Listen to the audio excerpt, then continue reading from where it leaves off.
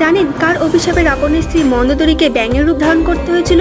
রামায়ণ থেকে জানা যায় একদিন মধুরা নামে এক অপ্সরা কৈলাস পর্বতে শিবের পূজা করতে আসেন। তিনি ছিলেন মহাদেবের ভক্ত।